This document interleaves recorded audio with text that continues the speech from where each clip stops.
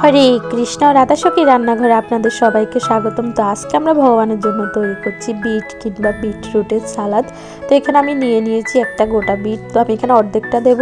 আর নিয়েছি ধনেপাতা, গাজর, টমেটো, লেবু আর কাঁচামরিচ। তো এবার আমি এগুলো সুন্দর করে কেটে নিয়েছি। এই যে প্রথমে দিয়ে দিয়েছি গাজর কুচি, তো এরপর দিয়ে দেবো টমেটো কুচি আর বিটরুটটা খুব ভালোভাবে কুচি করে নিয়েছি। তো আমি এখানে অর্ধেকটা দিয়ে দিয়েছি। আর এখানে দিয়ে দেবো একটা কাঁচামরিচ কুচি। আর আমি এখানে লেবুটাকে একটু কুচি করে দিয়েছি।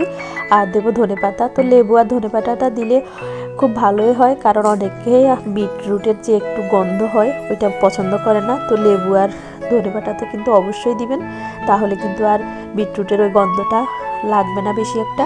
তো এবার আমি দিয়ে দিয়েছি পরিমাণ মতো লবণ আর সরিষার তেল। এবার খুব ভালোভাবে মাখিয়ে নেব। তো আমার ভিডিওগুলো যদি আপনাদের ভালো লাগে অবশ্যই আমার চ্যানেলটি সাবস্ক্রাইব করবেন, লাইক দিবেন, শেয়ার করে দিবেন।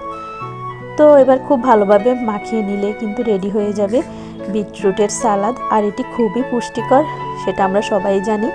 তো এভাবে সালাদ করে আপনারা ভগবানকে অফার করবেন, এরপর প্রসাদ পেয়ে দেখবেন অনেক সুস্বাদু।